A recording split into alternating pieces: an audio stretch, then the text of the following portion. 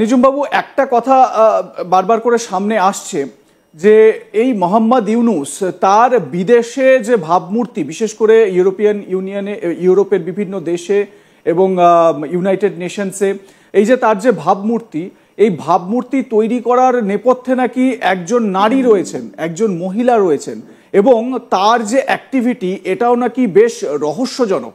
আপনি এই রহস্যর পর্দাফাঁস করবেন নাকি? আপনাকে অনেক ধন্যবাদ। আপনি একদম ঠিক বলেছেন। ইউনূসের এখন পর্যন্ত আমরা যদি পুরো গত ৮-৯ মাসের পুরো বিষয়াদি দেখি, কিংবা তারও আগের থেকে যদি ইউনূসকে আমরা একটু পর্যবেক্ষণ করে দেখি, আমরা অনেক আগেই একজনকে লোকেট করেছিলাম, যেটা যেই নারীর কথা আপনি বলছেন তার নাম হচ্ছে লামিয়া মোর্শেদ। যদি ইউনূসের কয়েকটা প্রাণভোমরা থেকে থাকে, অর্থাৎ তার সমস্ত দুর্নীতি বলবো, তার বিদেশ বিষয়ক যত রকমের যোগাযোগ আপনি বলেন, যত রকমের কমিউনিকেশন থেকে শুরু করে সমন্বয় করা, তার প্রত্যেকটাই এই লামিয়া মোর্শেদ সে এটাকে আসলে কাজগুলো করে থাকে নেপথ্যে। এর আগে ইউনূস সেন্টারের নিজুম বাবু, একটু আপনাকে বিরত করছি। আপনি যার নাম নিলেন এই লামিয়া মোর্শেদ, তার ছবিটা একবার আমরা দেখাই আজ তাক বাংলার দর্শকদের, এবং তারপর আপনার ব্রিফে আসব।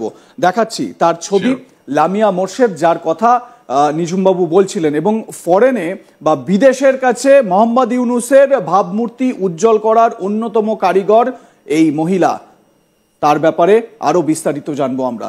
চলে যাব নিজুম মজুমদারের কাছে। নিজুম বাবু, যেরকম বলছিলেন আপনি, লামিয়া মোর্শেদ একসময় ইউনূস সেন্টারের, ইউনূসের যে ব্যক্তিগত যে ট্রাস্ট আছে, আপনারা জানেন যে এর আগে বাংলাদেশ আওয়ামী লীগ বা গত সরকারের পক্ষ থেকে ইউনূসের ব্যাপারে যতগুলো আইনি ব্যবস্থা নেওয়া হতো বা যেই ধরনের অভিযোগ আদালতে আসতো বা আপনারা যা দেখেছেন আর কি, এর এইসব ব্যাপারে আপনার বিবৃতি দেওয়া, পাল্টা মতামত দেওয়া, এসব সমস্ত কিছু ইউনূস সেন্টারের পক্ষ থেকে আসতো।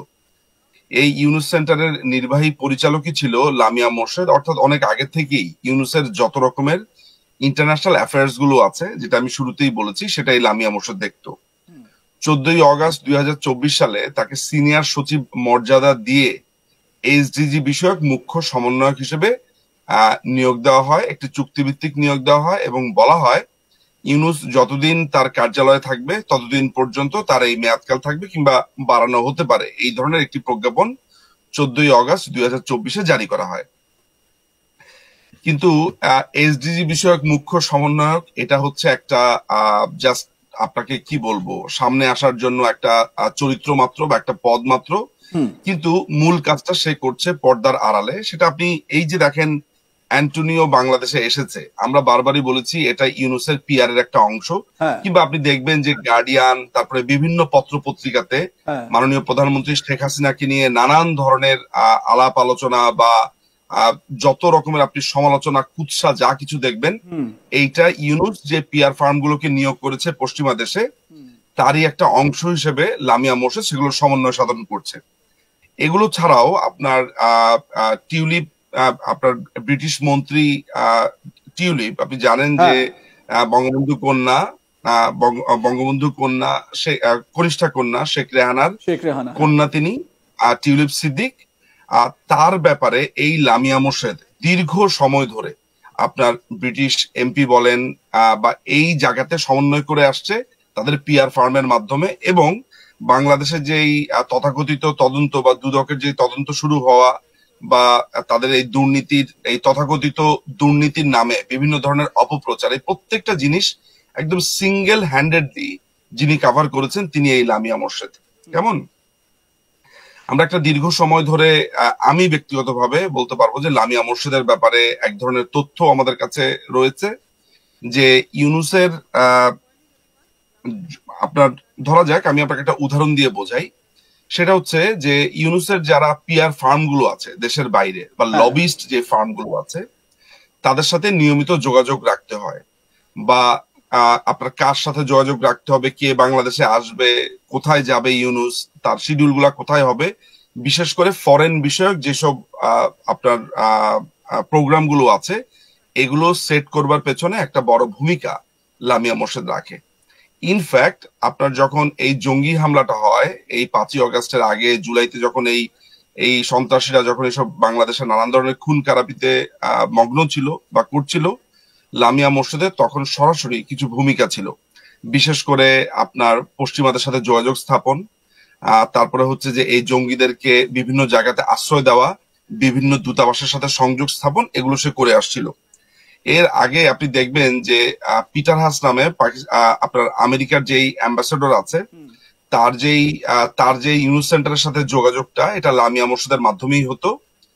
এবং লামিয়া মোর্শেদ এই পিটার হাস ছাড়াও অন্যান্য যারা আপনার অ্যাম্বাসেডর রয়েছেন এবং ফরেন ডেলিগেটসরা রয়েছেন এবং ফরেন কন্ট্যাক্ট গুলো রয়েছেন, এটা এই লামিয়া মোর্শেদই যোগাযোগ করত।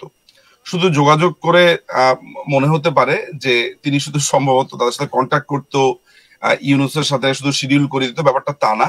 যে কোনো ধরনের বক্তব্য বা সিদ্ধান্ত সে এককভাবে নিতে পারতো, এই ক্ষমতা তার আছে।